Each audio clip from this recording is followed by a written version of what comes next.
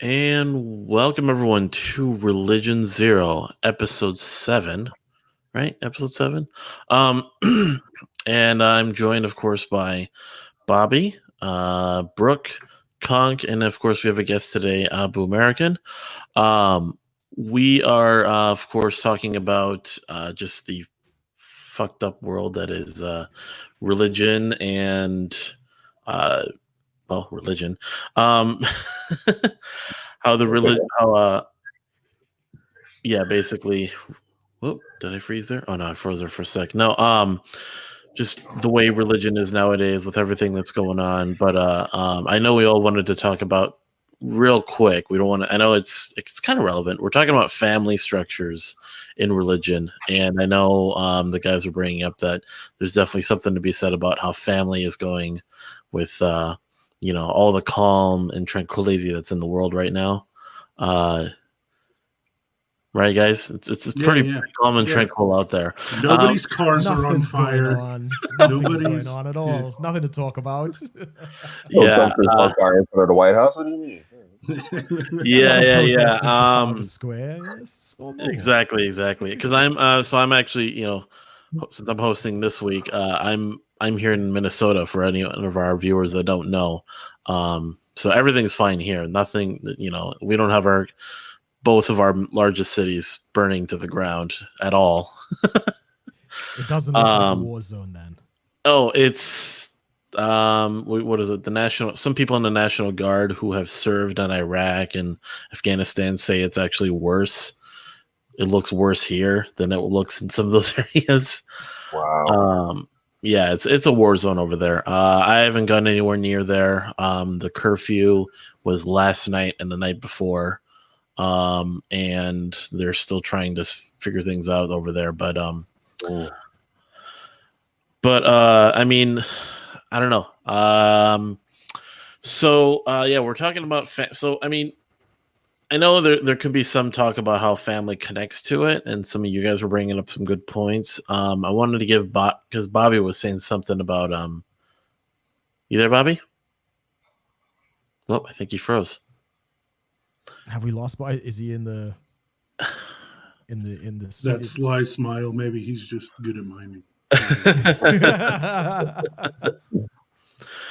But now actually I'll get Corey's take then.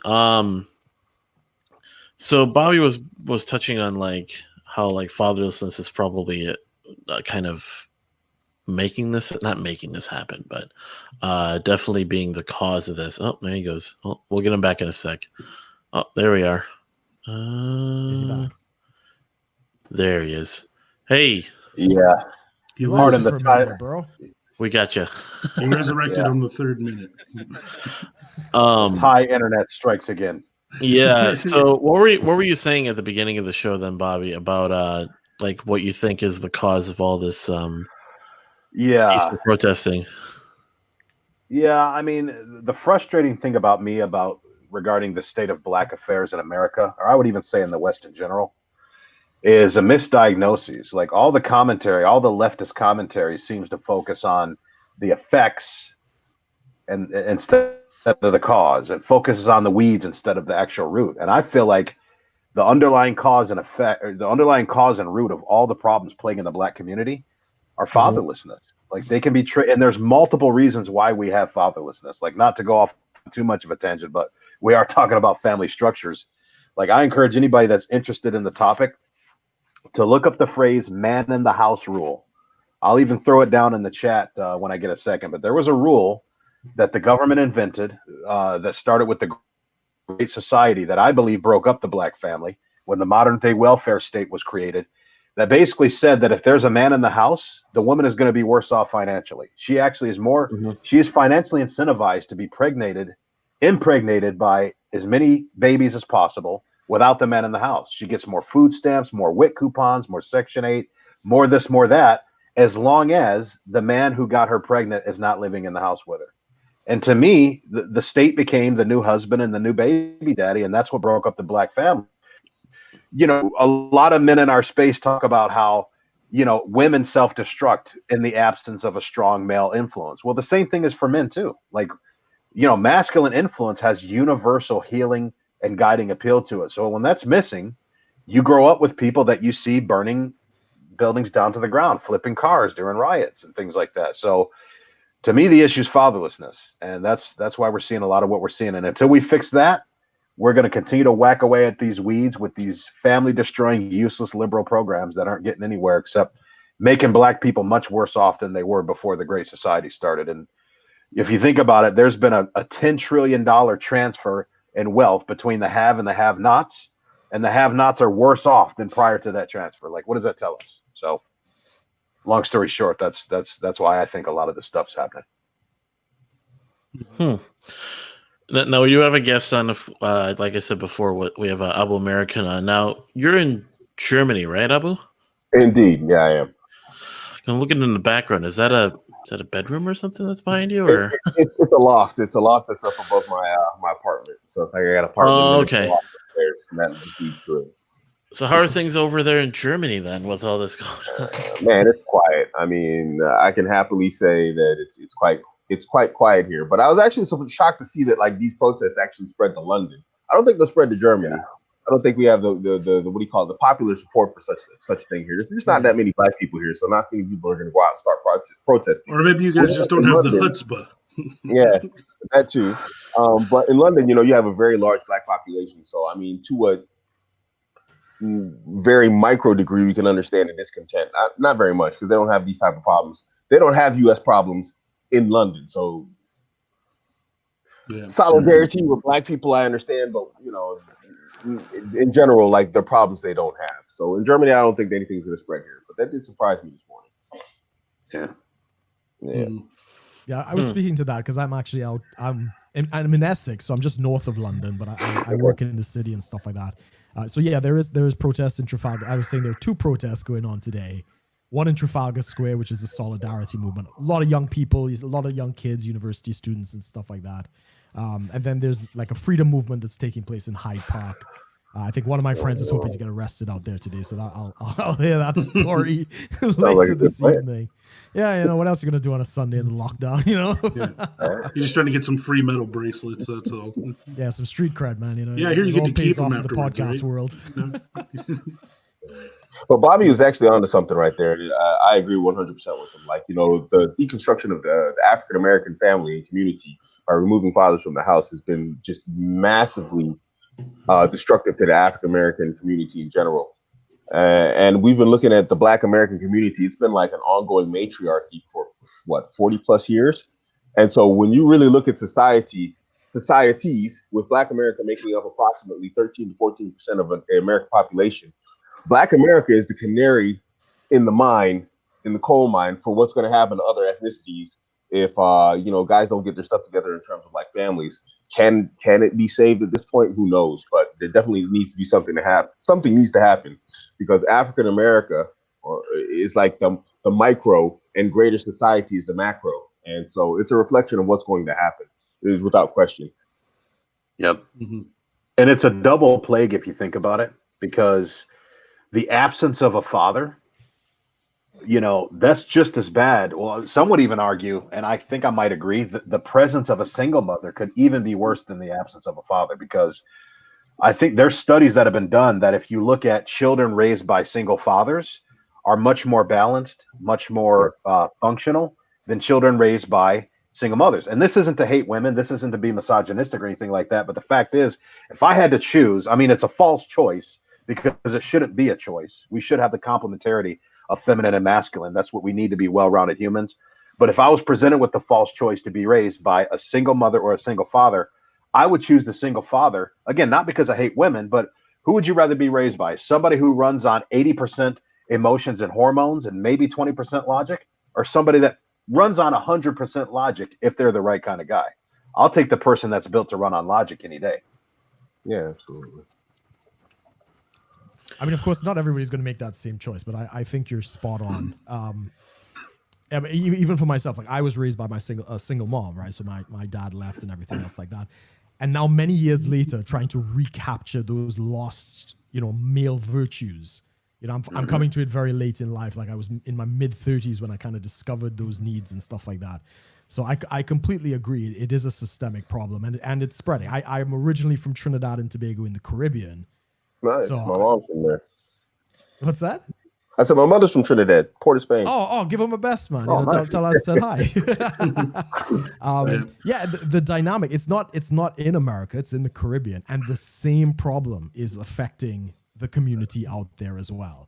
So, Abu, you're absolutely right that it is spreading, and even out here in the UK, there have been recent books that have come out about how it's the welfare state, and all of these things have created for the first time intergenerational dependency on the state, where the 3 and 4 generations are not working; they're just collecting welfare, and it's not just in the Black community; it's spreading all over. So, you're quite right in your assessment. I completely agree. Yeah, I was gonna say for my quick hot takes. I was telling the guys right before this, but I personally was involved in the Ferguson protests, and I was there when they were doing their riots as well. So if you guys remember the Mike Brown, that was the hands up, don't shoot situation in St. Louis suburb of Ferguson. And when I got there, I learned a lot very quickly, and it like doubled down how much I hate mainstream media because what I saw there was not what was on the TV. If I personally haven't been to any of this, like I'm not in Minneapolis or Atlanta or any of the other big places that are going on right now, but I'm seeing a lot of similarities in that this isn't just one crazy mob. There is at least 2 or 3 parties there. There are the people who are actually rioting, looting, and going unguided. But there are also a sense of protesters in the community that are actually like trying to stop those guys. And you don't see that very much on mainstream media. You just see the fires and the crazy and the riot tear gas and all that kind of stuff. But I mean, from the civilian position, there's definitely at least 2 different parties there. And so I learned very fast, like, don't bundle them together because they have very different agendas. You'd be surprised when I was there, when I talked to the community leaders in Ferguson, they said the people that were like throwing the first stones and breaking stuff, and they burnt, like the big infamous one there is they completely burned down a Quick Trip, which is the holy place of all gas stations. We treat our Quick Trips very seriously here. It's like in and out for other people, but ours is Quick Trip, a gas station, and we treat those with high respect. So like nobody would burn down a Quick Trip here. Like, that's evidence number 1. Quick Trip is sacred. I literally have a Quick Trip coffee in solidarity right now. But all the community leaders said, yeah, we didn't even know who those people are. They don't even live here, right? The people that throw in the first stones. And I mean, you'll see, I recommend people to not watch mainstream media coverage, but like go around and try to find all the phone cameras because you'll see a lot different of what's actually going on, right? There's like, obviously like people are still burning and looting and stuff, but there is another party there. I think people don't understand. And so, I mean, saying that, I think there is a time and place for civil unrest and rioting and all of that. I mean, last year, a lot of people were praising Hong Kong for doing this exact thing. But the main difference is that Hong Kong was organized and they had a reason, right? It wasn't recklessness for recklessness' sake. It was a complete agenda. They're trying to stop, going back into the communist state, right?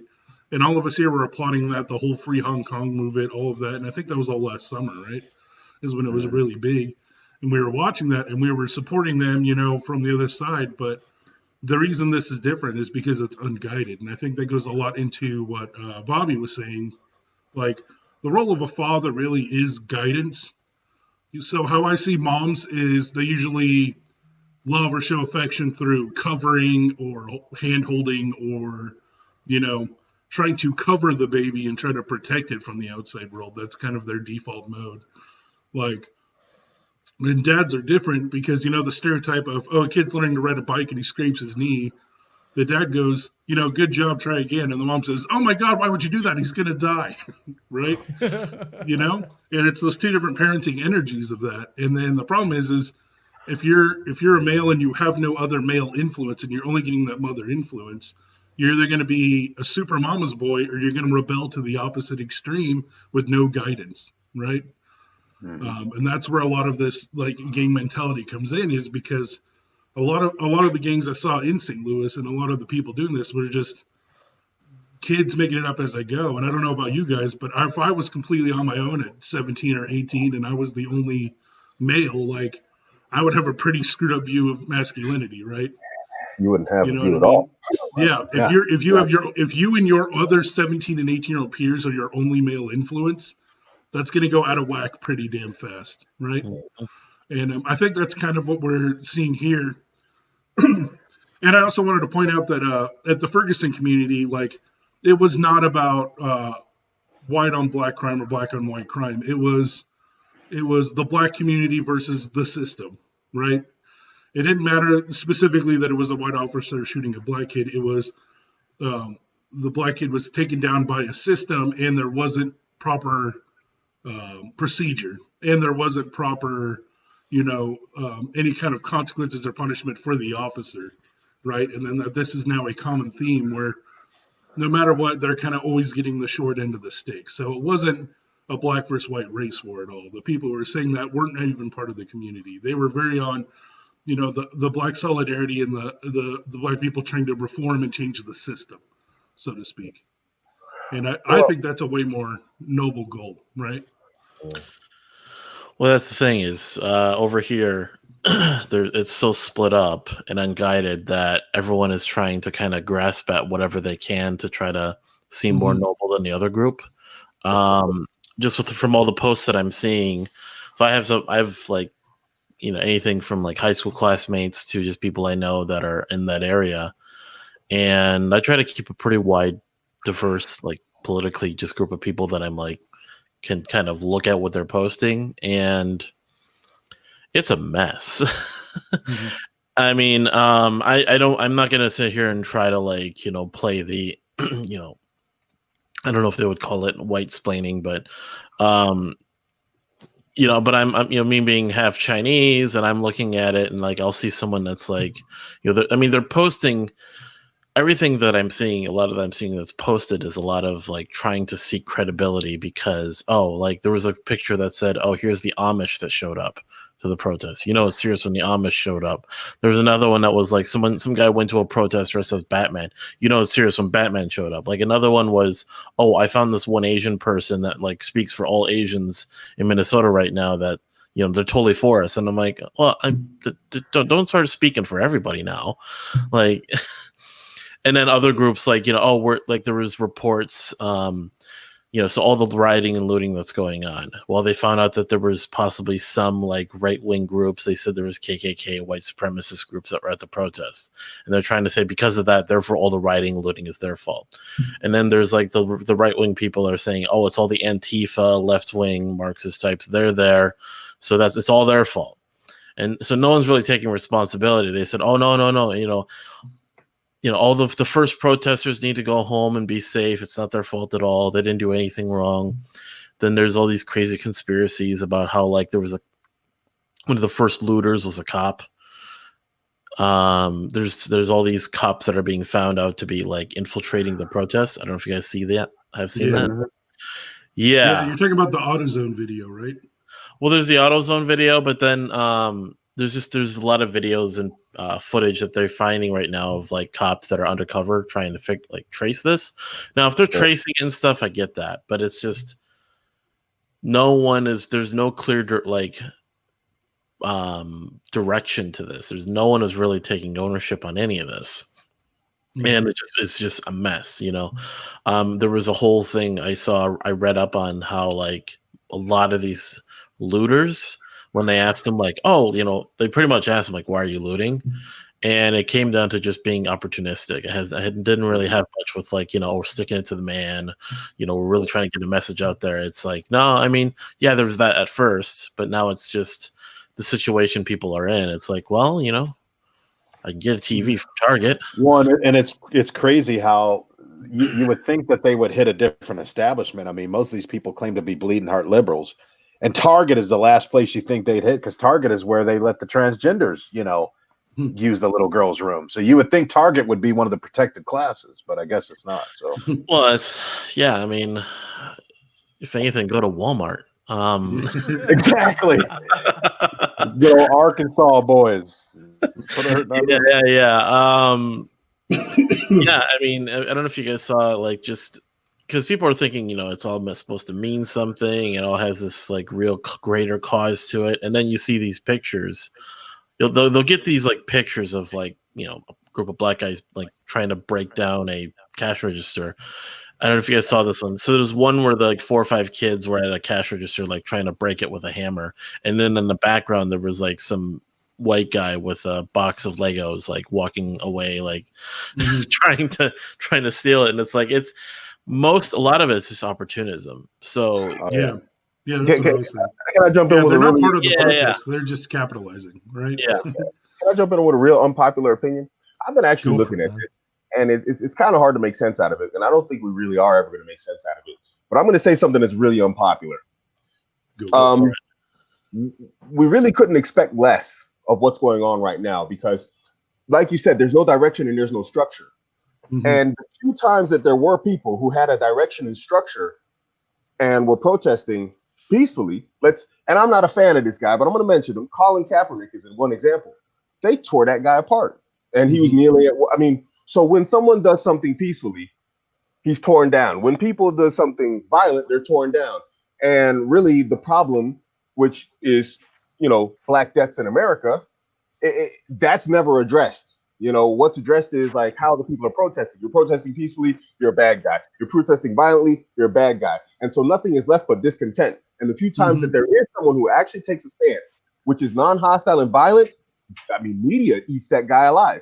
And I'm only bringing Kaepernick up because he's the most, vivid memory that I have of guys that were actually trying to do something. And let's say he became the eye or the face of like protest. I don't think he'd be out supporting violent protests because the guy spent a year or more kneeling at football games. And we don't see him out here throwing rocks right now on the street or anything. That would be big news. So, where do they go when those are your options? It's just shut up and take it. It's a kind of tough call. At the same time, I'm a guy, I'm all about, I come from a military background, structure, order, chaos. You just can't have that. That's not something I can support whatsoever. So it's what do we do?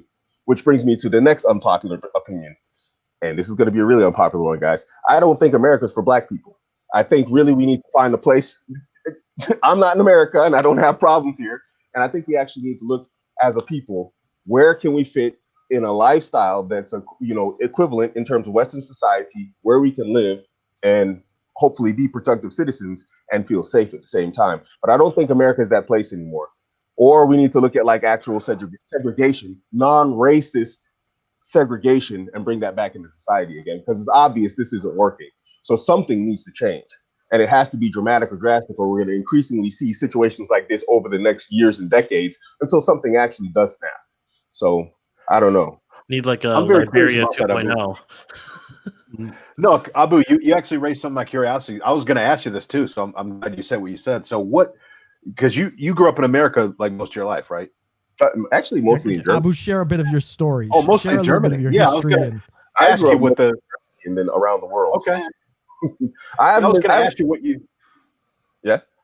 Oh, I'm sorry. I was going to ask you what you thought the difference was between being in America and being in Germany. If you had that contrast, I was curious about that. Just the way that society operates here in general is completely different. To be honest, I'm kind of leery of Germans. I like them, but I'm very leery of them. If you look at German history and European history, all of the major acts of violence and war, Germany's right in the middle of it. These are some real, they're boring until they're psychotic. They're absolute deadpan people, and that's scary, actually. Until they're not. The waters run deep, Look at German reunification wars, 51 million people killed. Nobody talks about that. They always talk about World War II, but World War II wasn't touching on what these people did to each other. And that was, so I'm always nervous around here. I have an exit strat. I have a bug out plan for Germany. I do. You're watching those art schools for any weirdo, right? Indeed. But Germany does have like a very strong, just like the United States, they have a constitutional law that like puts the rights of the individual over all else. And so what you find is like the police, they do deal with armed citizens and armed, like, robbers and whatnot here. But Germans will go for a leg shot over like shooting somebody in the head or the leg or the chest. These are the things the German policing does. And it rarely comes to that anyway. In general, the society doesn't, they like frown so strongly against chaos and discord that you find that there's more like societal checks amongst each other. And so police aren't really as strongly needed here as somewhere else. Now, this comes back to what we're going to have to talk about, what I was talking about with like segregation. This comes back to cohesion in terms of ethnic cohesion. We can't deny that this is something that's real. When you have people who are from the same ethnicity and culture, who have the same ideologies and beliefs, it becomes very easy to self-police one another.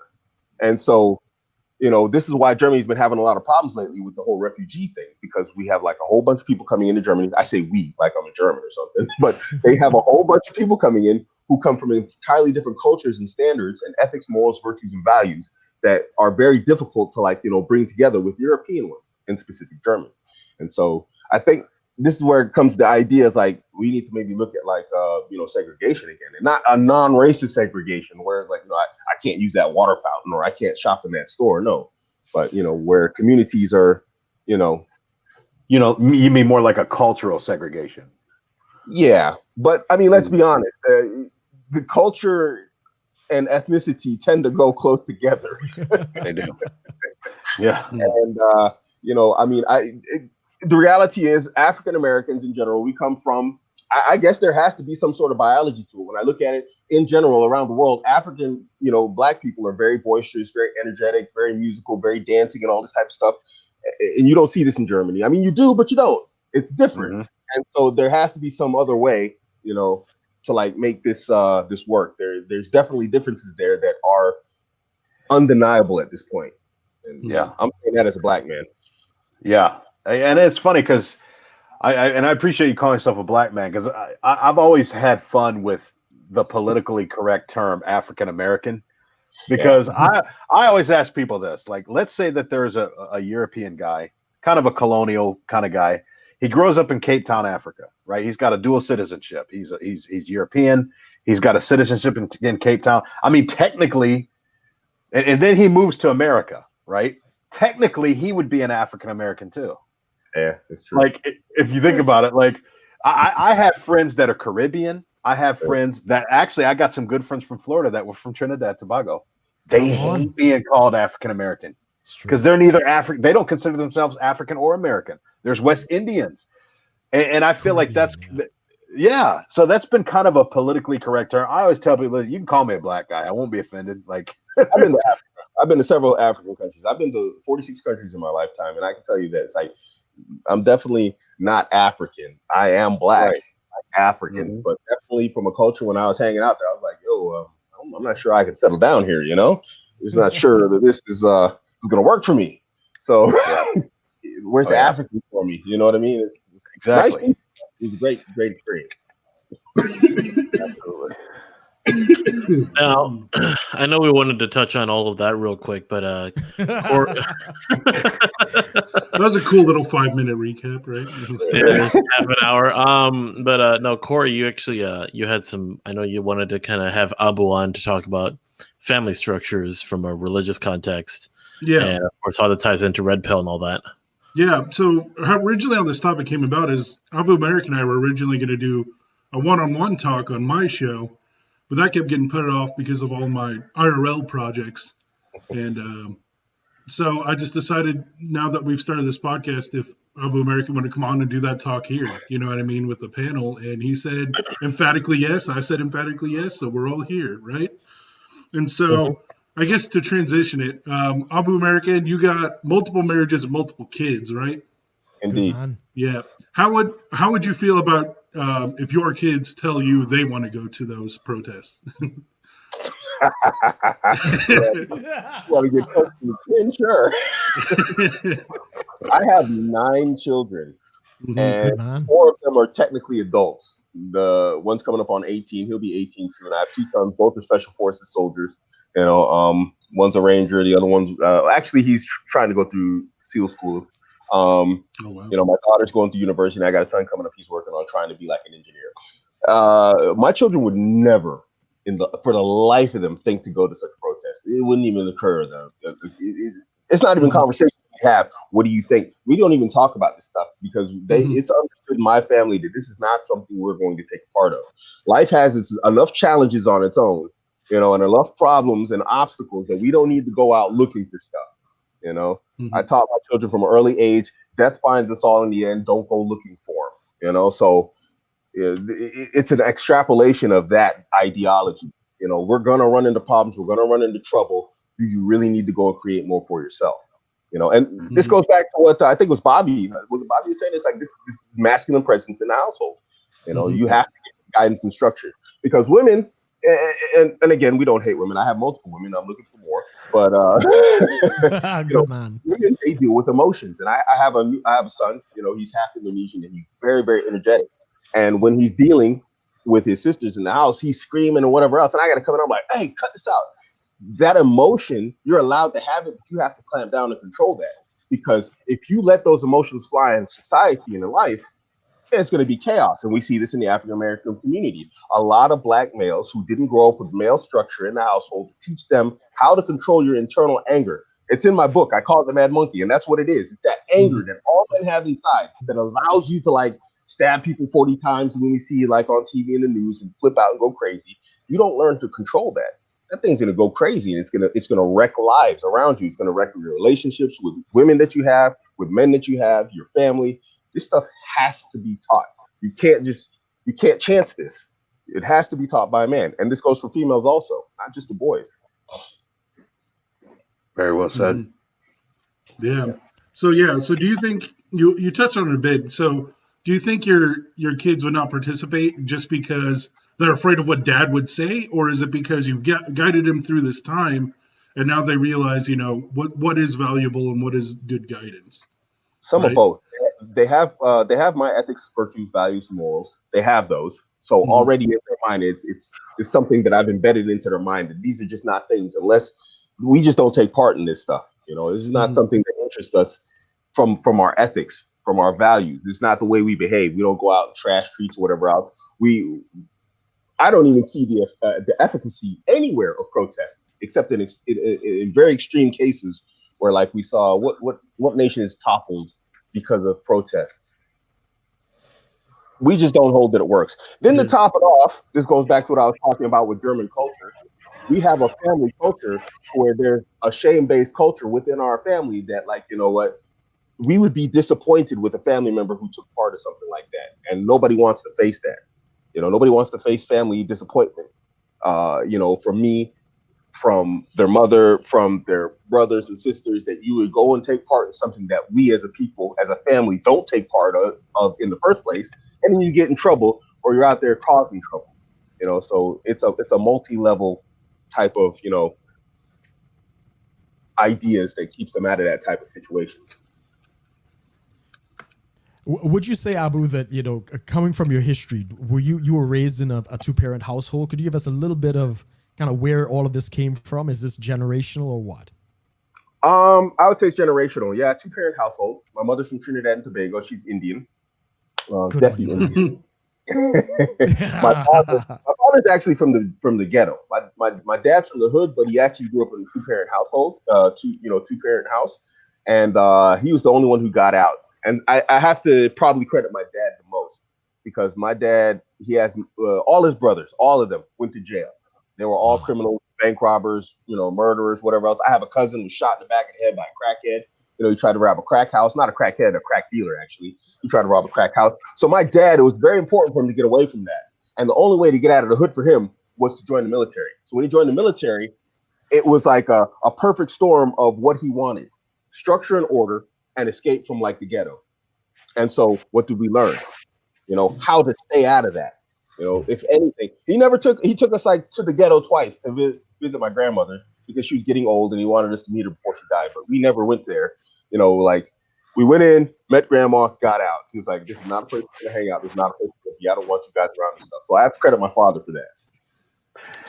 Yeah, and it's interesting you say that, Abu, because I grew up in Brightmoor, and Brightmoor is like the worst part of Detroit. Like they call it the hood within the hood, and it's Okay. crazy because I lived there. Oh, if you just Google Brightmoor, Detroit, it'll look like war-torn Germany. Like after we were done with it, like abandoned houses, like it's crazy. And the crazy thing is, even though I grew up in the hood for half my life, like I'll be 40 later this year, it's a perishable skill growing up in the hood. Like, because I've been in the suburb for so long because I got out as soon as I made enough money to that when I go back to the hood, I'm almost like somebody who's kind of never lived there before. Like, it's not that I don't have street smarts, but I still Right. have that, like, you gotta be cautious, man. So We can call you it's Bobby. exactly. So it's funny you say that, how your dad was right on by not wanting to take you guys to the hood too much, man. Because the thing about it is, and this isn't a judgment on people that live in the hood. I mean, I still have good friends that live in Detroit. It's a depressing place, man. It's not healthy. It's a toxic environment. There's weeds growing through the concrete everywhere. There's busted glass everywhere. In Detroit, there's burned out. You can go to Detroit right now, and there are still buildings that are burned down from the 1967 race riots that haven't even been knocked down yet. We're going on 50 years. Those things are still up, in their last condition. And so, yeah, man, it's, and again, to me, it all goes back to that fatherlessness, because prior to the Great Society, prior to Lyndon Johnson instituting that, the black family was very strong in America. It was very strong. And that's how we survived a lot of the Jim Crow stuff. That's how ultimately blacks weren't broken by that old Southern racism, because we still had each other as the family unit. But once Jim Crow was defeated and once all these welfare programs started taking place, it's almost like it's a new slavery. And I find it interesting that the Great Society that destroyed the black family, that destroyed that structure, and I would even argue that it's kind of destroyed the American church too, in a way, because once the family breaks up, it's only a matter of time before the church breaks up. Because as Catholics, we believe that the family is the domestic church and the father is the priest of the home. So if there's no father in the home, how can you have a domestic church? Especially if you're Catholic, because women can't be ordained. But the thing is, I find it funny that the Great Society passed in 1965, which is 100 years almost to the day of the Emancipation Proclamation, when Lincoln freed the slaves. So it's almost like, okay, we freed you from the political slavery, but 100 years later, we've got this economic slavery that I would argue has been a lot more destructive than the institutional slavery, because the institutional slavery our families were still together, but this one broke us up, and we're picking up the pieces 50 years later. Yeah, I know that's something. I don't know if you guys have seen around, but Killer Mike, the rapper and activist from Atlanta, one of his big phrases right now is like, "We're all still under the same masters and kill your masters," kind of thing. But now it's more an economic, systemic issue, right? Instead of somebody literally forcing you to work a field, right? Yeah. And, yeah, I think that resonates a lot. Abuamerican, this is a little bit of a topic change, but Bobby reminded me of this when he was talking about male priests. But how do you see, like, in the Islamic culture and Muslim families, have they been being? Is there any kind of attacks on like the traditional way to do it, like from feminists or other political things, and they're trying to change your guys' family structure? They're trying, but it's not working. Yeah. That's the beauty that I'm gonna have to say. Excuse me. It's the beauty of Islam. They're trying, and they're facing significant resistance, pushback.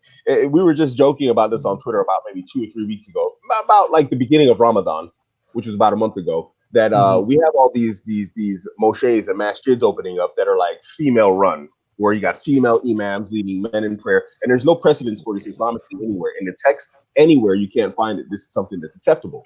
And they're always financed by like some big government organization or some big private organization, and they always fail despite having all of this money and all this backing and financing. These masjids that are run by women, female imams, which don't exist, they keep collapsing because it's just not. They don't understand how the Islamic community works, and that just comes from. And I'm gonna go off on a quick tangent here on why this doesn't work.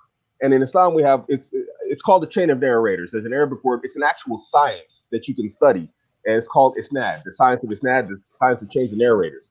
And what it is like Allah said to Jibril, Jibril said to Muhammad, Muhammad said to his companions. then his companion said to so-and-so who documented it, you know? And so there's this chain of narrators that you can find all the way up to this day, statements from the Quran and the Sunnah of Prophet Muhammad, peace be upon him. And so it's very, very difficult to distort Islam because it's like, okay, where's your proof?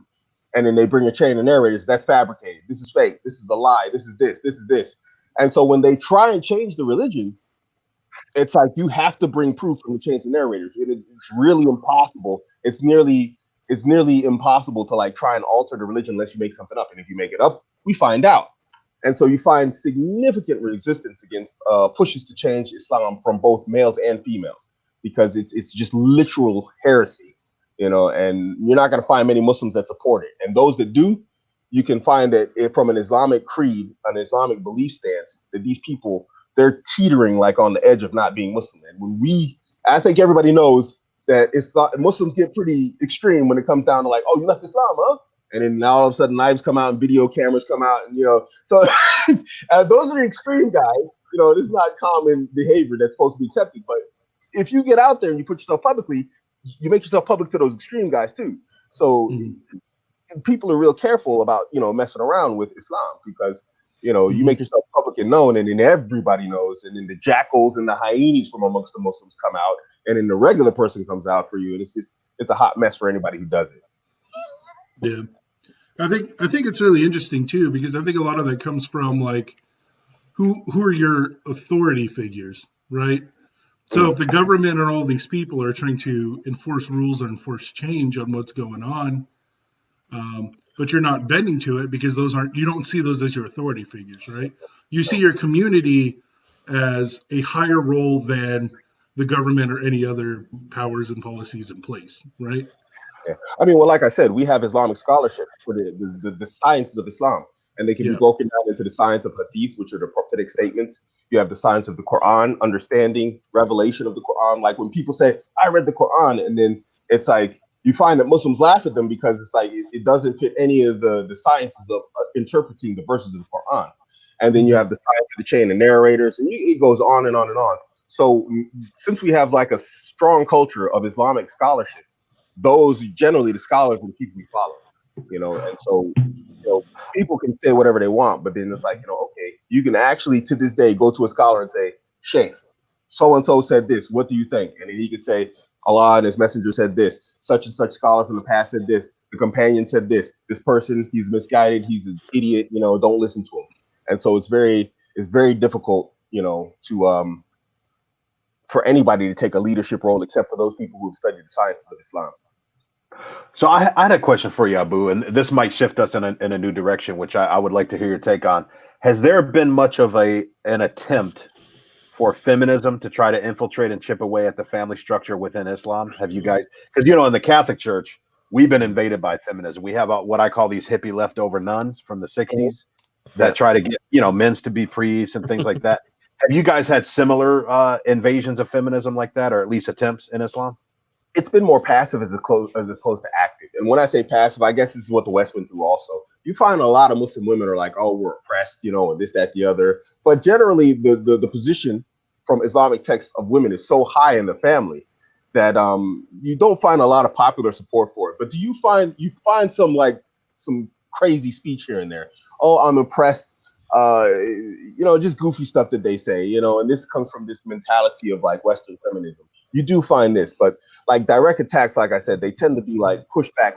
When it gets too direct, you find even Muslim women who will say, I'm oppressed in the family, even though there's no support for what they're saying Islamically. They'll push back against direct feminist attacks, like, oh no, we can't have a part of that because this, that, the other. But then at the same time, that Muslim sister will say stuff that like kind of supports feminism. You're like, you crazy bag of contradictions. What are you talking about? You know, but that's women in general. So, you know, you can't, that's why they need, you know, male structure and leadership, because they're goofy, you know, and that's universal, Muslim or not Muslim. Oh, yeah.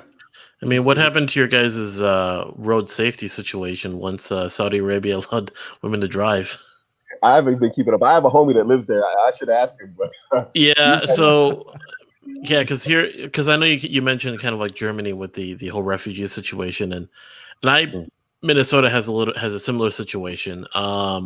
And I used to work a job where I was doing. I was basically a bus driver, and so you got to be very much aware of everything that's going on around you, and when it's driving, and you try to keep an open mind and try to just be careful of everybody, but then there was one specific group of people that always almost hit me in so many situations, and it was always a Muslim woman, and I just thought, I'm like, you don't want to start making judgments, but you see that, and I'm like, all right, this is what's happening. My wife is from Indonesia, and I let her drive one time. She's only driven a few times here in Germany. It's I had to go pick up a car, and she was driving behind me. And this woman got so close to smacking other cars. I was looking in the rearview mirror, almost crashing. What the hell is she doing back there? I mean, I was freaking out. I just think it's women, dude. I don't know. They're kind of wild. I don't like sitting in the passenger seat. If I do, I just look at my phone. I'm like, do not look at the road. Do not look at the road. I don't care where she's going. That's fantastic. I want to see my dad coming. I wanted to maybe touch a little bit about your wives. Yeah. When did you first get married, and was there a way that you knew that this was the woman for you? Which time I got married? I've been married quite a few times. Your first time. Started your first wife. I would say that. Well, my very first wife that was a long time ago. I was with this German lady for 24 years. I had 6 kids with her.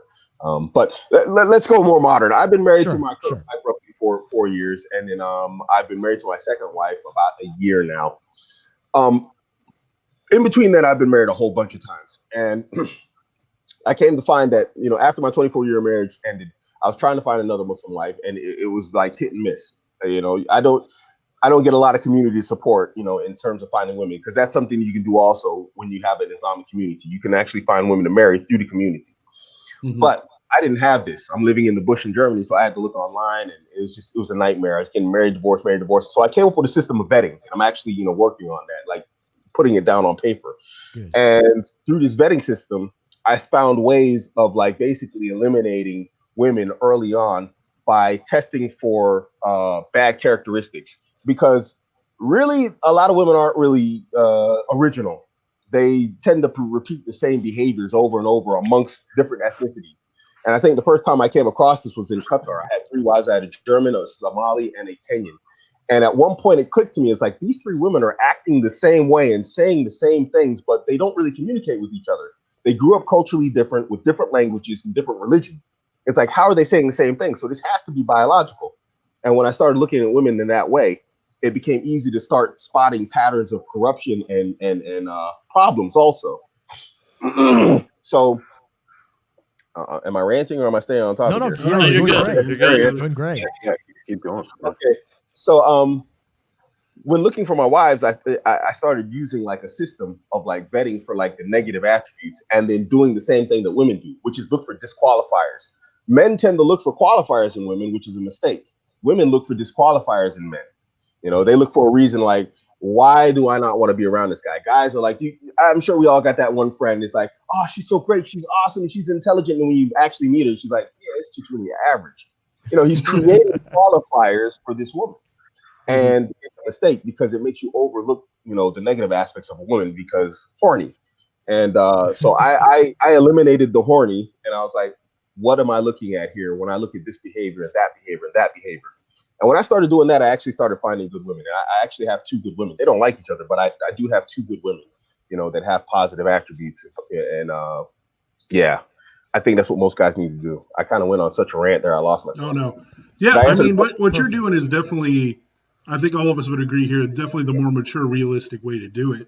But I would ask, how, to use more internet lingo, how many simp Muslims have you met, that have that one-itis and that, desperation to get a girl, any girl, right? Good God, man. Wow. It's a freaking nightmare out there with the Muslims. Twitter really brought it to light, and it really shocked me. We got a ton of simps and white knights, dude. It's a real mess. And I'm working on changing it. I got a community of guys, we are like-minded. We're trying to spread this, return back to masculinity, because that is 100% Islamic supported, absolute masculinity. But you just find these guys, man, they're so they're so horny, I guess. I don't know how else to call it, man. They're willing to just eliminate any benefits to themselves as a man to make a woman happy. And I'm like, dude, that's not going to work for you. You know, Yeah. it's bad right now. It really is. I don't know Yeah. why, but I had such a politically incorrect joke just pass through my mind right now. Does it make you want to sick the white Knights Templar on these simp Muslims? You should let them fight it out, you know, just let them eliminate each other, you know. Yeah. Hmm. That's crazy. The I world mean, would be better for it. yeah, like how does, because I know you said you've been married multiple times, but you've also had divorces, right? Yes, I don't think you said you're married to your original. How does like marriage and divorce law work within Islam? Like, can you Well, just kind of marry and divorce as you choose, or is there like a big process and it's frowned upon, or how does that no. work? It's actually quite simple. Islamically, you can marry with 3 people. The woman has what's called a guardian or wakil, and then you need an imam, I guess a preacher for lack of a better term, and 2 Yeah. witnesses. And that's all you need to get Islamically married. To get divorced, you should have some witnesses, but you can divorce your wife just per speech. She cannot initiate a divorce. Only a man can initiate a divorce.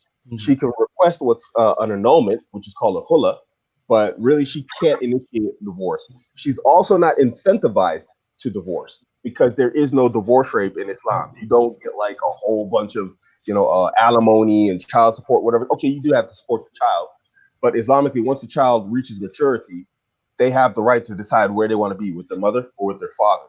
So there's no real incentive for a woman to like get divorced from a man, other than like, he's a really bad dude. She's not economically incentivized to do it. So it's a very simple process, getting married and getting divorced in Islam. It's not complicated at all.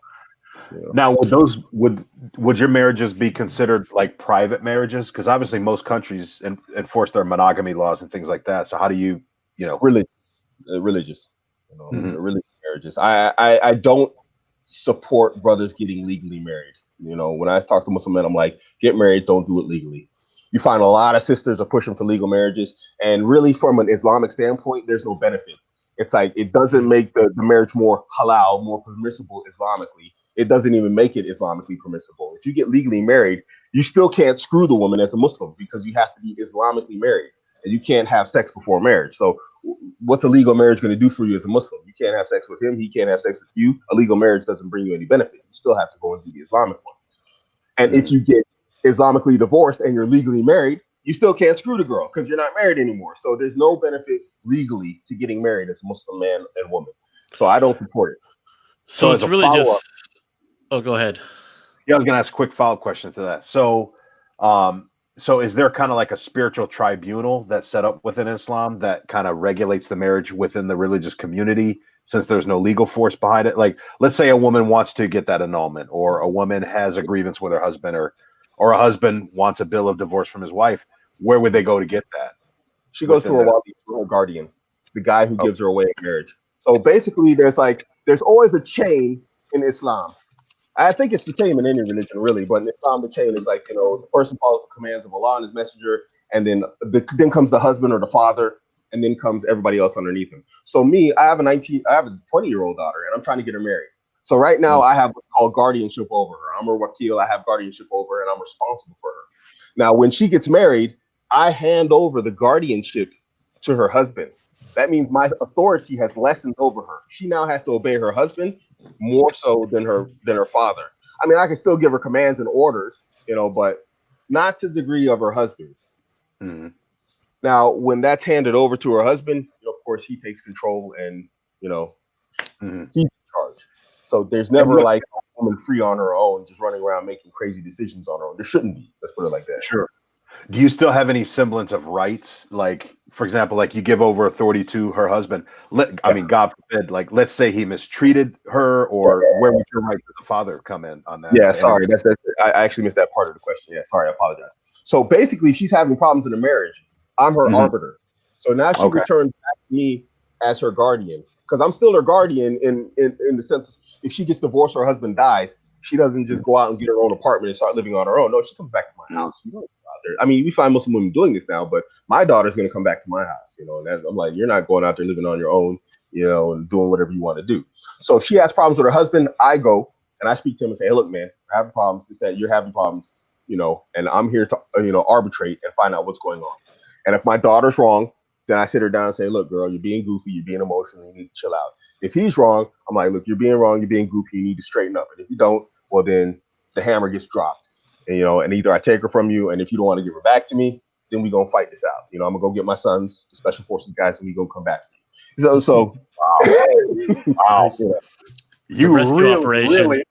You really answered my question. Like, so arbitration is handled by her wakil. Now, what you have now in the current environment is you have a lot of non-Muslim women becoming Muslim, and then they don't have guardians. And so they go to masjids, and the imam will act as a guardian. And unfortunately, you find a lot of these guys don't take the role seriously, or they're just playing out, they're overwhelmed because they have like 50 sisters that they're supposed to be looking over. And then so it's very difficult for them to actually, handle that position very well. Or you find that like, we have this where like a lot of attractive women will become Muslim, and then he is in a conflict because he's attracted to the woman. And so a new set of problems have cropped up in the recent times. Yeah. So do you guys have some sort of like a marriage certificate of sorts then You can get one. That's why there's witnesses. Part of Islamic rulings is, or I want to call it rules, tradition and culture, is that you have a party, so that the community knows that this woman is married. Because generally we don't wear red rings or anything like this. This is why you have witnesses. So generally there's a party held, a marriage, ceremony, an actual wedding party, and the community knows that this woman is now attached to this man, and so. Generally, no, we don't have certificates. They do issue them now, but it's something new that we do. No wedding, so there's no real mark of marriage in terms of like you said, no wedding rings. Is there anything similar to that? Kind of like how in among Hindus they'll have the marking on their head. The bindi. Some men used to grow their beards. I don't know if that's still honored in Islam. The what? So some of the men used to grow the beard. That was like a symbol of their marriage. Yeah, growing the beard is mandatory for men in Islam, period. If you find a guy who's shaving, he's actually breaking an Islamic rule. The man is supposed to grow his beard. He's not supposed to touch it. You trim the mustache, grow the beard.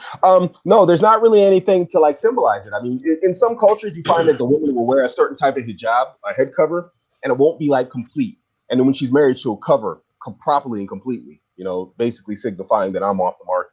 That's not really Islamically correct, but no, there's not really any real symbol or emblem or some sort of marking to show that she's married as opposed to not.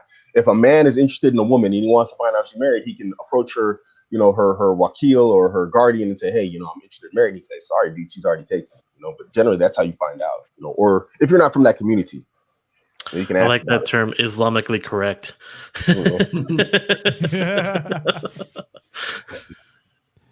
So Abu, just like in the practical sense now. So you are married. You said to three women right now. Working on three. Working on the third. Good man. So how does that dynamic work then in the home? As you said already, they didn't quite like each other. Kind of walk us through a little bit of day-to-day life of living with two women.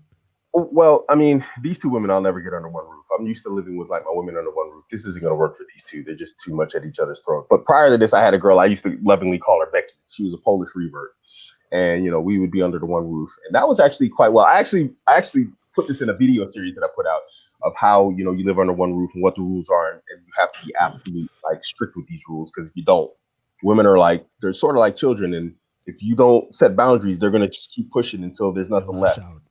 Yeah. So living under one roof with multiple women is they need space. I mean, that's just the reality. You need to have space for these women. They need to have their own space because they're emotional creatures. They're going to freak out one day where everything is normal, and then she's going to see you come by and slap the other one on the butt or something. She's going to lose it. And you've been doing that for 6 months, and then all of a sudden she's I'm having my period. Why did you smack her on the butt when I'm having my period? What are you talking about? Come here, I'll smack you too. So, it's really difficult, at times. But if you have a very good relationship and a very solid frame with women, it's highly workable. And believe it or not, they're actually, it would appear from my observation, they're in a more natural environment with their co-wives than as opposed to if you have them in multiple houses. Because when you have them in multiple houses, there's no sense of family and unity, and we're together. And so you get an adversarial type of environment between the two. Oh, you're 5 minutes late. Oh, why? Was she keeping you again? Yada, yada, yada. Because when you're traveling between houses, you might hit traffic. And she's got to automatically blame the other woman. She's not going to logically think that maybe, traffic was bad or, you stopped at the store to grab something. No, she's going to automatically think it was the other woman. Then she's going to start messaging you. This is something that's a big deal. They'll start cross-messaging you when you're with the other one. But when you're in the same house, this type of stuff doesn't happen. There's more mutual respect for each other's time. Because when you're with one woman, you're with her, and that's her time. And so there's more respect mutually amongst themselves when you live under one roof as opposed to separate houses. And what about kids then? If there's obviously kids from two different women, how would that fit into the equation? Kids from two different women, they're brothers and sisters, they're siblings. And that's my rule in my house. Like, who's that kid's dad? I am. Who's that kid's dad? I am. That makes them brothers and sisters, If that's a boy and that's a girl, they can't get no nookie going on. They're brothers and sisters. So to me, you better leave whatever emotions you have out as a woman, leave it alone from these kids. They're going to grow up to be brothers and sisters. And when you're dead and gone, and when we're dead and gone, that bond of family is going to maintain and it's going to be there. So just freaking whatever you're dealing with, woman, deal with it, but leave the kids out of it. They get a universal pass. What kind of a this is more of a practical question. What kind of an upfront contract or an upfront disclosure do you give to a woman about what she's to expect in a polygamous household? How does that conversation go? It depends on how much I like her. Just throw her in. You got to be as fair as possible. With each woman. I mean, there are rules in Islam that are very strict about how women and how wives are treated. Especially a man with multiple wives. It's to the point that there's a prophetic tradition, a hadith, where the Prophet Muhammad, peace be upon him, says, like, the man on the day of resurrection who has multiple wives and was unjust between them, he'll be raised up as contorted and twisted. And then he'll ask his Lord, he's like, why am I raised up contorted and twisted? He's like, because you had multiple wives who were unjust between them. So that's the way you were between your wives, and that's the way you're raised up on this day. So, going into like the rules and regulations of Islam and how you deal with the wives equally, that is quite, it can be quite extensive, but in basic, what you spend and your time has to be equal. Mm-hmm. And some people like to say that emotionally you have to be equal, but a lot of the scholars disagree with this. And that you're naturally going to love one woman more than the other, depending on how she treats you, and whatnot. Because Aisha was his favorite wife, and nobody disputes this. So, Is there a numerical limit to how many wives you can have? 4. Islam 4. Okay. 4 is Well, the prior max, to Islam, the pre-Islamic Arabs had 25, 26 wives, sort of like the Mormons. And then when the revelation came, the Prophet Muhammad, peace be upon him, said, divorce all your wives except for 4. You can keep 4. That's it. And so now that's 4 living wives. So God forbid if one of them passed away, could you replace that one to get it back to 4? Or okay. If you have 4 and you divorce one, you can remarry again. If one dies, you can remarry again. That's why my saying online is, if it ain't 4, there's room for more. Brilliant. Yeah. I had a question maybe on the opposite side of the spectrum. Is there any like doctrine or anything like that about celibacy? Like, do your imams or priests have to be celibate at all, or are they also encouraged to marry? As far as I know, from the narrations that I've read, it's completely impermissible. It is not allowed. Celibacy is not allowed. There was a narration where the Prophet, peace be upon him, 3 men were talking, and one of them said, I'm going to pray and never stop praying. One said, I'm going to fast and I'm never going to stop fasting. And another one said, I'm never going to marry. And they were all berated because these are all praiseworthy things. And he says, the messenger of Allah, peace be upon him, said, I pray and then I break my, and then I don't, and I go and I do my things. He says, and then I fast and some days I don't. And he says, from amongst the women, I marry them. And he's like, and said, anybody who, there was some sort of like a negative connotation attached to it. The narration I haven't heard in a long time, but he said something like, if, these behaviors are not from the people who are not from amongst us. So celibacy is frowned upon, is not something that I know is permissible. Actually, if you have the capability and capacity to marry, you should. Awesome. Yeah. And then how many wives are, like we said, the maximum is 4, but are there a lot of guys in the community that are just happy with monogamy, or is everybody kind of looking to, max out, so to speak? I was just going to ask that.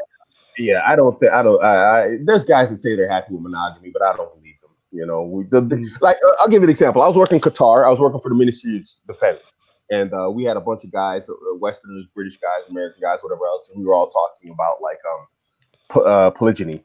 And they were like, "No, I'm happy, this, that, the other," and it turned into a huge argument in the office to the point where we were like, we can't talk about this. And then, like over the next month or so, all these guys that were pro monogamy came to me, "Hey, so and so knows my wife. If I had like defended that position of polygyny, his wife, he'd tell his wife, and his wife would come to my wife, and I catch hell." I was like, "You little limp, sacked, testicular, fortitude challenge mofo. What?" And then they were actually asking me to help them find wives that live in other countries, and I'll go visit her and I'll keep her secret. I'm like, "Man, come on, secret wives? This ain't even allowed in Islam." So after that, I decided like anybody who says they're happy with monogamy is just a straight liar. Wow, that's great. Yeah, because it's such a polar opposite of the state of the U.S. Right? The state of the U.S. is a lot of not just monogamy, but also that polygyny. The multiple men into one woman is becoming more and more popular, right? Yeah. Is polygyny is it required or optional? No, it's optional. Yeah, you don't have to do it. A lot of guys don't go into it just because of danger. They'd like to, but there's a danger of being unjust between wives, and the danger that the narrations on being unjust between wives is so like hard that a lot of guys are actually afraid to go into it. So they're like, what? I'm not going to mess around in front of the law with this, and I'm going to stay away from it. I can respect that, I'm a risk taker. Here's kind of a complicated follow-up question to that. So the Nation of Islam, like the Farrakhan, Elijah Muhammad Islam, how do they view polygyny as opposed to traditional Middle Eastern, the more Arabic-driven Islam? To be honest, I don't know. We don't consider them to be Muslims. We don't consider. Okay. They're not considered to be within the fold of Islam. There's actually a very adversarial type of like stance between Nation of Islam and actual Muslims. So I don't really know much about them, unfortunately.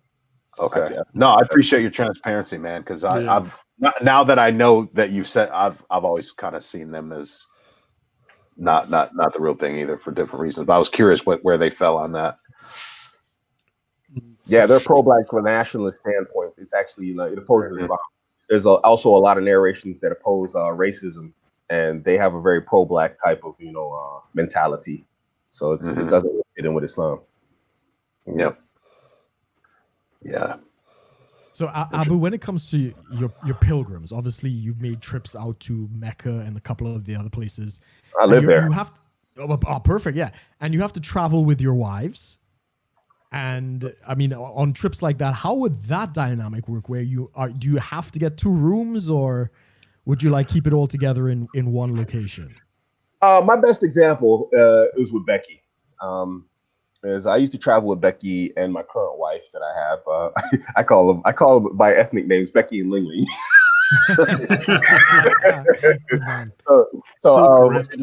I'm politically correct. So I travel with clearly.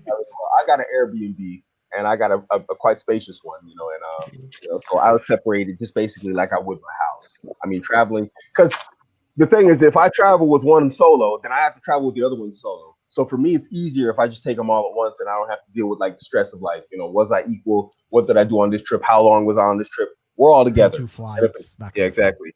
If we're staying more than multiple nights, then one night I stay with her, then the next night I stay with her, and everything is, said and done and justice, it has been achieved.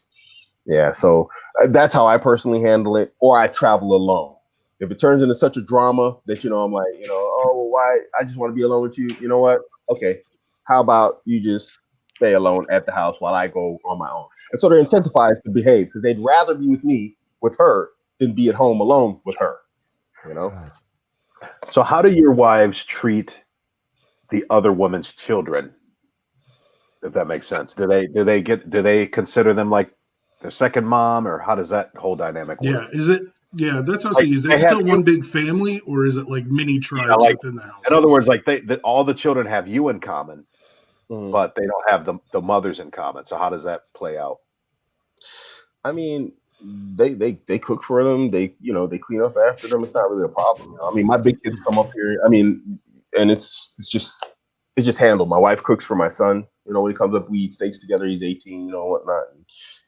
So it's not really my daughter, she babysits. You know, she comes up, she babysits. You know, and this, that, the other. It's not.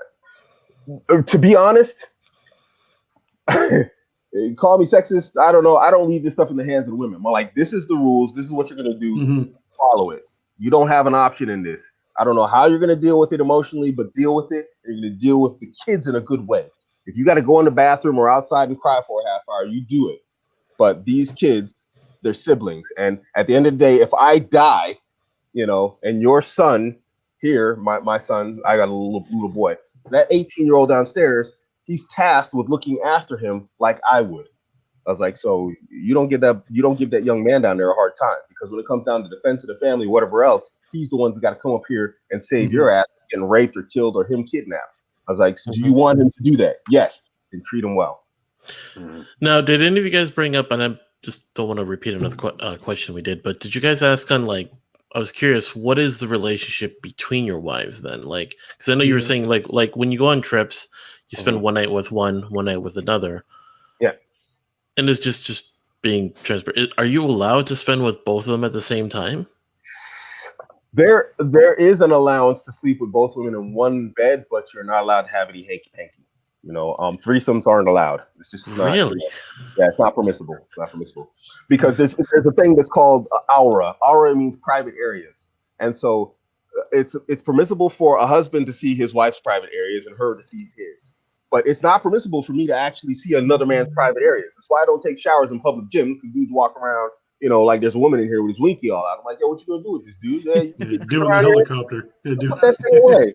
You know, and so the same stands between women. Women are not allowed to see each other's private parts. And so there's not really a way you're going to, like, you know, get a threesome without them seeing each other's private parts. I was going to say you could just, like, blindfold both of them.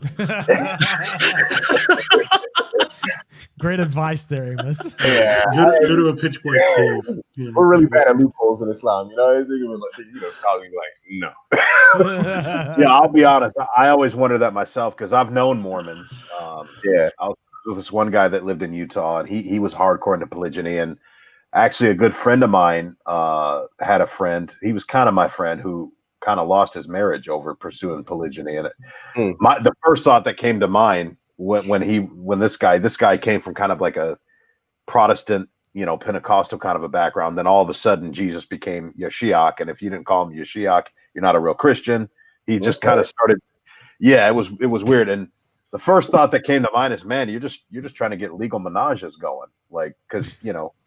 And so I you know, I'm glad you cleared that up, because I always wondered how that was with the different, like with the Mormons, with the Muslims, with the the Mennonites, I think too. But yeah, the blindfolds are actually a half decent idea, but the scholars have ruled that even the sound of sex, you know, becomes impermissible if you can hear it from the other room. So you gotta, like, you know, you gotta put it in a way so nobody else hears you.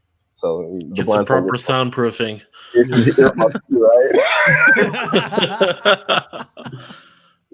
Yeah. All right, we I know you guys were talking in the chat, our little chat here. Do you guys want to bring in some Q&A? Yeah, we throw the StreamYard link into the chat. I got one more quick question for you. I had it; it's in my head somewhere. I just got to dig it out again. Oh yeah, so when you were looking for additional wives, so in the Old Testament, I want to say Exodus, but don't fish with me. It said the requirement for multiple wives for at least the Old Testament Christian side was you got to make sure you can be able to afford all of them, right? Yeah. And so that was the requirement for the men's side, that you had to be able to, if you're getting an additional wife, you can't reduce any amount of the original resources and expenses from the older wives, right? Does Islam have similar, like, requirements for men before they look for more marriages? You know, I have to admit, I'm not really sure about this one. I mean, a woman can forego whatever she wants. I mean, she can agree to anything, but I'm not really sure if there's a rule on it. It is customary. The scholars I know do say that you should treat a woman what's customary to her. So if she comes from a big mansion, you know, and you bring her down into a 2-bedroom shack, you know, it's going to be a problem. You know, it's permissible for her. It's a valid reason for her to reject, you know, your marriage proposal. Now, if she accepts that, that's a different story. You know, but you know, so a woman can forego whatever she wants, but generally it is customary to give her the lifestyle that she's known, that she's grown up with. As to whether or not like that is an absolute where it's like haram, halal, permissible or impermissible type of thing, I can't really say. I'm not sure, unfortunately.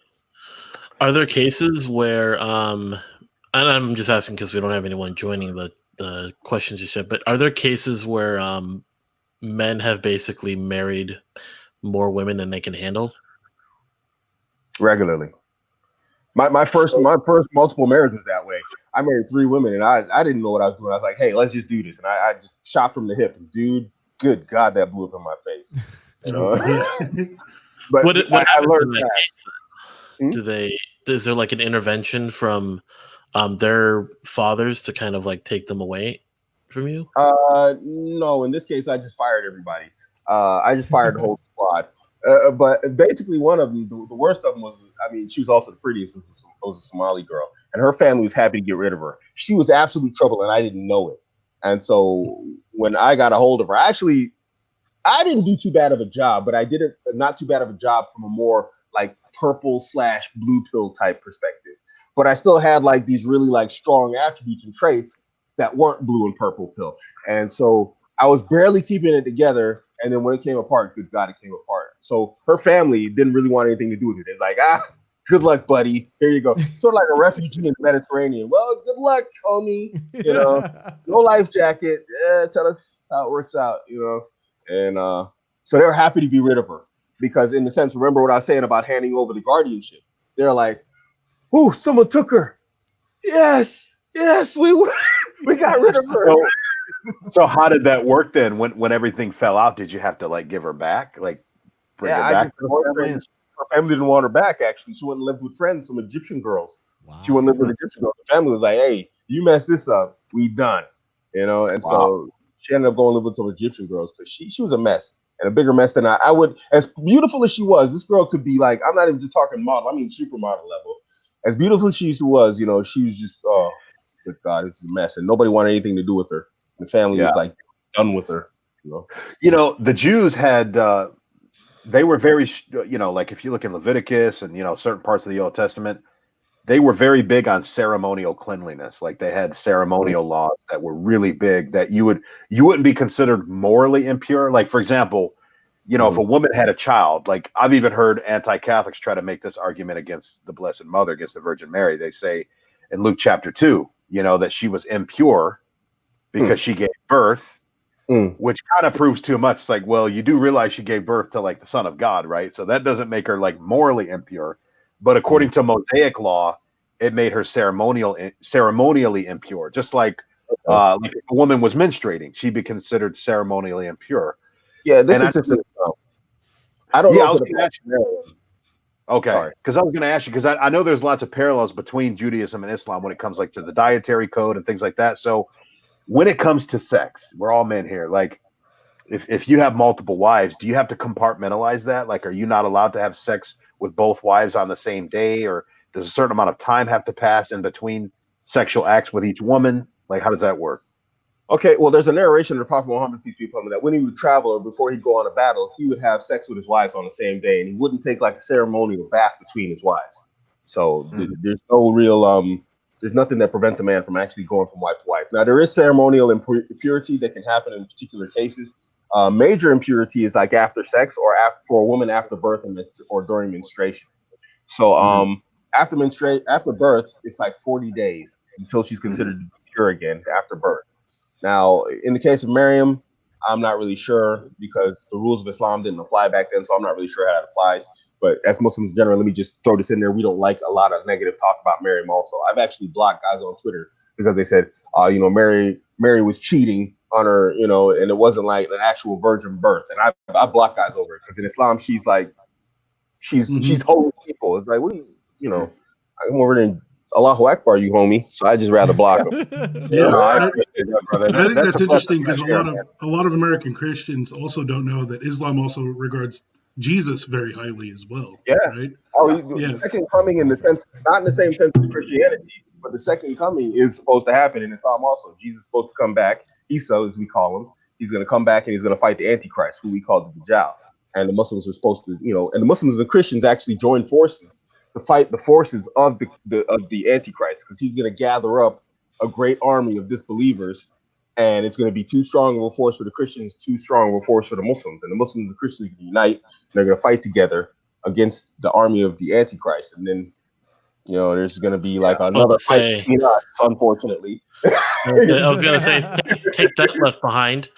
Yeah. Come on, Kirk Cameron, get your shit together. So the major impurity. Sorry, I was about to finish that up. So major impurity is after sex also. So and then when a man and a woman both after sex, they cannot pray, they can't do the Islamic prayer, and they can't like read Quran either from the book itself or from memory or from your own speech. So then you have to take a shower to reach ritual purity again before you can commit like specific acts of worship, including fasting. So we do have this similarity to Judaism. No, I appreciate that, brother, especially in defense of Mother Miriam, because I've even heard people, on different podcasts, they try to call St. Joseph a cook. Oh, Mary got knocked up by some other dude's kid and he took care. Like, man, when people say that, the apologist in me just wants to come out. Yeah, that's not on, man. I don't really like hearing that type of stuff. It's really man. Yeah. That's one thing we have in common. I appreciate that. It's really easy to shut up about some things, and I don't really. Now, I know since there's like a lot of different beliefs and such, Christianity has what 50,000 denominations. 3 major branches, about 40,000 denominations. Yeah. Is there anything similar to that among Muslims, sort of like different schools? Like how many would you say would be, 12, I guess, the equivalent of denominations? Not as many, though, right? The Prophet Muhammad, peace be upon him, I think he said Islam's going to break up into 73 sects. Right now, we have from the major groups, you have the Sunnis, the Sufis, and the Shia. And then amongst them, there's different groups that have different beliefs amongst them also. And so we have a lot of different groups. I'm from an unpopular group. We're called Salafis. We're like very orthodox in our understanding of Islam. And I call myself an eccentric one. I'm probably not the best example of one, but we have a very orthodox view of Islam. And so even though I guess I'm something of like a behavior hypocrite. If someone asks me something, I'm like, yeah, I'm kind of doing this, but dude, the rules say this. Don't really take me as an example. The Prophet Muhammad, peace be upon him, as your example. And this is what the rules are. I'm kind of jacked up here, as Abuamerican. So, but yeah, my understanding is definitely Orthodox Islam and because of that, we don't get a lot of love. People don't like us. Yeah. So Abu, I just wanted to say, like, for young men, you did talk about in terms of choosing your wife, you had some criteria. Yeah. Could you share maybe a couple of those points for maybe young men out there who, in their journey where they might, share some of that? Dude, I got like 16 pages typed up on this already, and I'm not even like 1/4 finished. I'm like maybe 10. Okay, but in basic, the woman has to have like a considerable degree of religious, practice and understanding. That means for me, she has to be like a woman who covers or is absolutely willing to cover properly Islamically. She has to pray, she has to fast. She has to do the basics of Islam. To top it off, no male friends, this is just something that's not even allowed in Islam anyway. Islamically, this is absolutely forbidden. So, this is something that it's a modern day requirement that a woman cannot have no friends. And feminist ideology in general needs to be eschewed. She has no problems whatsoever with, standardized understanding of gender roles.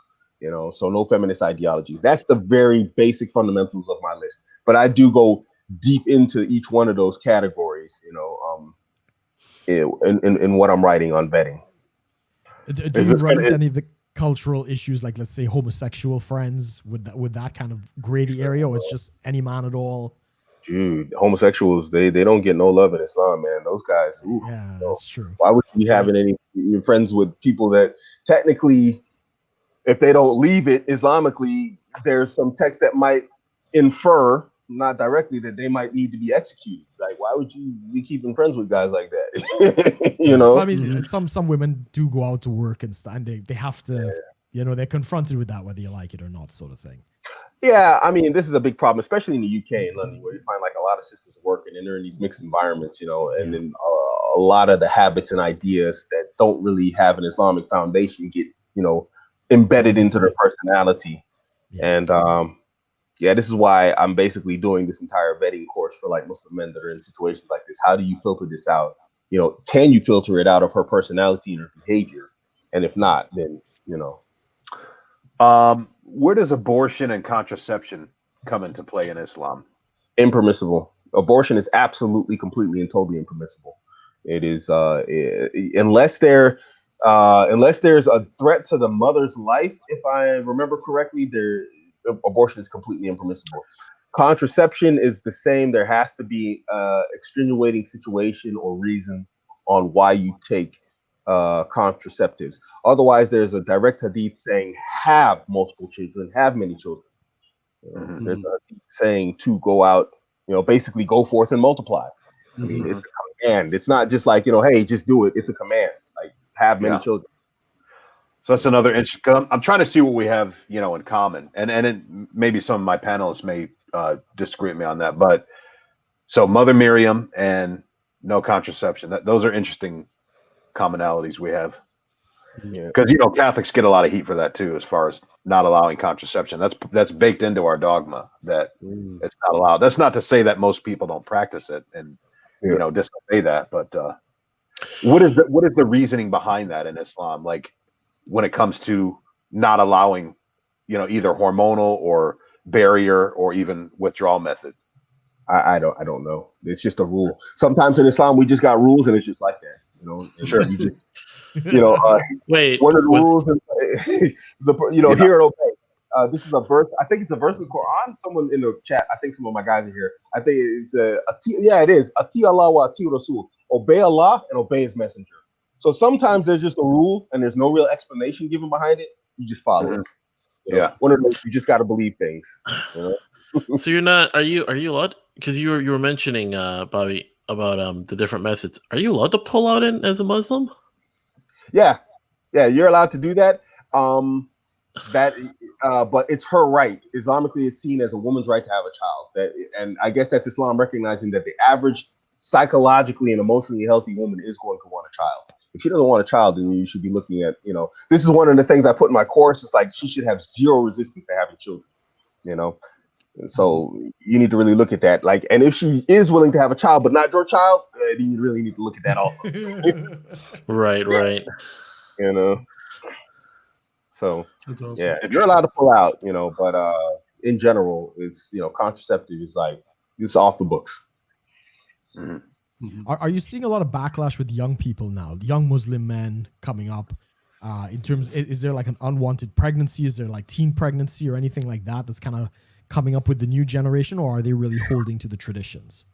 You find that a lot of people are holding to the traditions. You find it's a mixed bag, man. It's a mixed bag. The young generation, man, they're just we're in the age of social media, and social media is hypersexualized. And so you find like this is actually having a knock-off effect on them in general. I mean, so you do find that there's a sector of Muslims, especially the young ones, who can't keep it in their pants, and then I get on a lot of Muslim parents about this, and I'm like, they're like, oh, you need to wait to get married. You need to wait to get married. And I'm like, look, your kid's in university. Get them married to someone that's going to university with them, or someone who's established, because in Islam, we don't have like these great magnets. People like to bring this up, the age of marriage in Islam, but we don't have this thing with like great age differences in Islam. There's no problem with a 19-year-old being married to a 35, 40-year-old, if they both agree to it. Yes. But nevertheless, she should get married. He should get married. Now, what we find is a lot of Muslim parents are sending their kids to university. And what are universities? It's great big party screw fest, and so like, brainwashing camps, And I've had this discussion with more than one Muslim parent, because a lot of these guys are in their 20s, and I go to their parents, and their parents are close to my age, and I'm like, look, man, you're telling your kid to wait to get married. I was like, and they're in their peak testosterone and estrogen phases, and there's nothing but hormones. They're just straight fat machines. I was like, so they need to get married. I'm like, you're telling this kid to wait, and you go in the next room in the middle of the night and bang your wife and your husband. You guys get your rocks off. But you're telling your kid who's at a higher hormonal rate in terms of reproduction than you are by far to wait? I mean, you nuts? What are you smoking? And so it gets me in a lot of conflict with them, but it's a reality, and they don't want to face it. It's my little baby. No, your little baby's got like the balls done dropped, man. The hormones done hit her ovaries are screaming at dude over there. It's time to get married. I completely agree. That's an issue that we've been discussing in our discussion as well, about men having those urges and the church not really being able to respond to it. But totally agree, man. Now, is there any laws on the differences in age? You find it's customary and traditional that now that like almost every single Muslim country, except for like places like Afghanistan, that 18 is the age of consent. Basically, it's very Well, rare I mean, to find more so the gap between the man and the woman. No, there's no real rules on gaps. I'm 47 going on 48 this year. I've been talking to 18-year-olds and 19-year-olds that are interested in marriage up to 31, but less so 18 to 19-year-olds lately. But, it happens. And so there's no real rule between like age gaps in Islam. There's no rule. Basically, Islam's like when she hits the age of puberty, that's basically considered to be a woman, And so, but customary now is like wait till she's 18. But from an Islamic perspective, once puberty hits, that's considered an adult, both in men and women. Does Islam have its own version of the wall for women? Is there a certain age where if a woman's not married or has kids by a certain age, is that looked upon with suspicion or skepticism or scorn? And what is the age? Culturally, yes. Islamically, no. Not that I know of. Islamically, there's nothing. But culturally, absolutely. And what is that age? Like, what is that wall? That like cultural wall? 20s. A lot of cultures. This woman's a mess. She's done for. If she hits like 28, 29, not married, you find like from Pakistanis to Arabs to Africans, they're like, what the hell is wrong with you? Why are you not married? And like there was actually a scholar, his name is Tawus. He said 2 things prevent a person from getting married: inability or sinfulness. So either you can't get married or you're out there doing something haram and screwing just left and right. So one of the 2 is your case, So generally it's frowned upon in overall.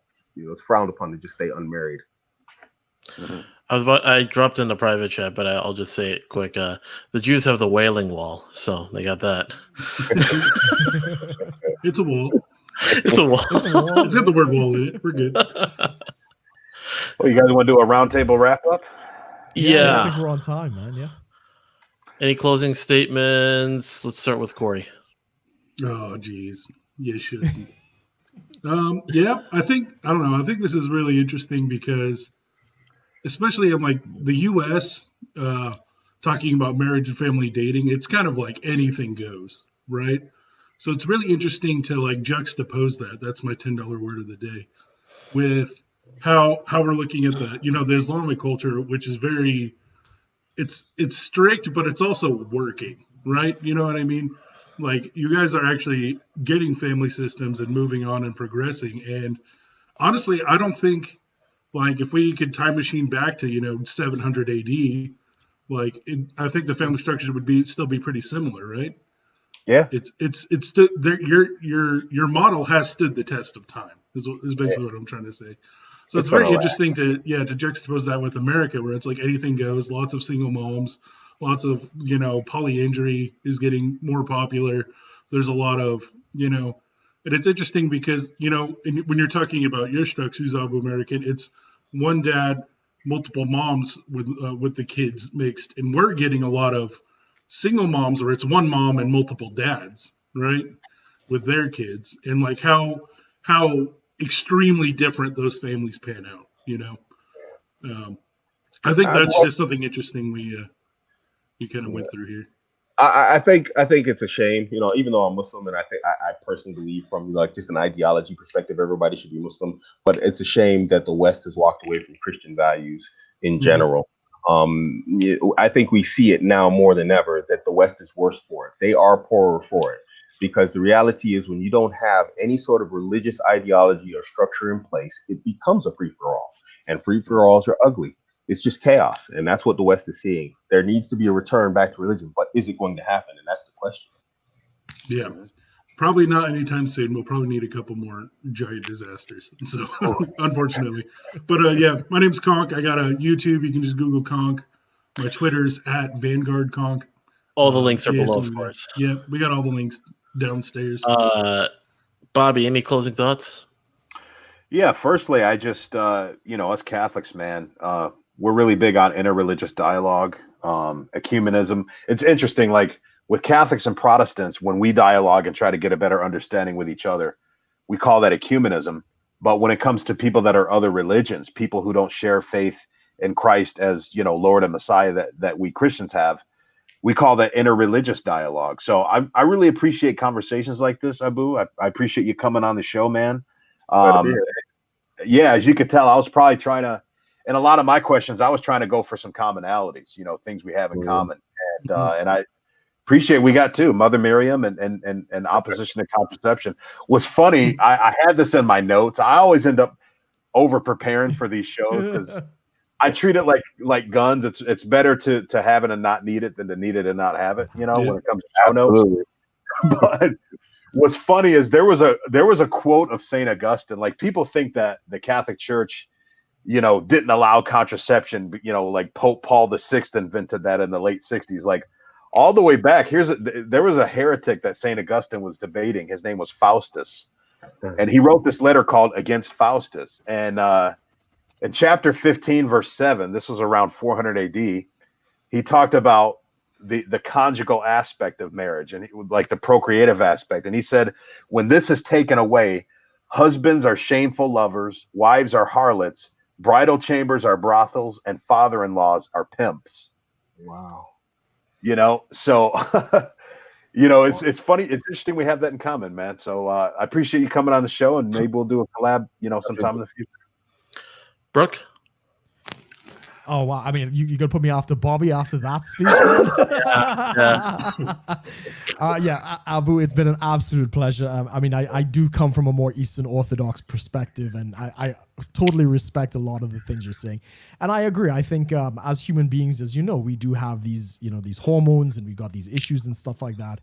And having the spiritual ideals to appeal to something higher sometimes puts us in check. I know Rollo Tomasi would speak about how religion used to play the check against female hypergamy and all of these other things. And as you say, cultural decay and the age of decadence, as Amos likes to remind us, a lot of that's been wasted. A lot of that's been kind of pushed aside. And a very big part of why I enjoy doing these discussions is to remind people, there is still a voice out there. There are people still out there speaking these ideals of things that have personally helped us, that we would like to share for other people, that they could also be helped, if they're so inclined. So all I could say to you, my friend, is, thank you so much for coming on. Tell your mother you spoke to a Trinidadian today. And I look forward to having conversations with you in the future, my friend. Thanks again. Yeah. Thanks everyone for, go ahead. You mind if I drop something real quick? Just something for you guys and for your crowd. Something that we can universally use. There was a scholar, he gave a story of 3 different types of creation. I'll try to be as fast as possible. He said there's the angels, there's animals, and humans. Angels were given pure obedience. So they were giving obedience without free will. Animals were given absolute free will, and humans were given both. He said, so the man who follows his obedience, he doesn't follow his desires, and then he follows the rules that his Lord has given to him. Just apply your religion here. He says, then he is better than the angels, because the angels have not been given the option to fall victim to the desires. And the one who follows the desires and ignores his greater morals, then he's worse than an animal, because an animal has only been given desires and it hasn't been given the option. So you have that choice as a person. Make sure you have your ethics, virtues, values, and morals, and stick to them. Do not bend, because that separates you as a man from the animals. If you're just following your desires, and I know it's nice and it feels good, guys, what separates you from a cat on the street in heat or a dog out there in the street in heat? Make sure that you're actually being a human being. Amen, man. Amen. That's like meta frame. Yeah. That reminds me of Saint Bernard of Clairvaux one time. He said that when we commit the sin of pride, when we commit the sin of lust, we sin as the beast, but when we commit the sin of pride, we sin as the angels. It kind of reminded me of that. Well, of course, all the links are below. Now I got Abuamerican's website and his Twitter below. Is that all the links, or do you have other links as well? No, that's it. Okay, so I got those below. Go check him out, and of course, subscribe to all these other guys that are here. Since we're on this channel this week, Brooke and I are going to be doing our show, the Tanker Run podcast, right after this. But of course, thank you everyone for joining us for I guess, can I say it's the most halal episode we're having? So thank you for joining us, of course. We will see everyone next week. I think we're going to be on Corey's channel, right? Yeah, we're going to be on Conk's channel with here. Ryan Stone. Ryan Yes, Stone's we are. coming on. So Yeah. we will see everyone next week. See you Thanks guys. for watching, Great show. everyone.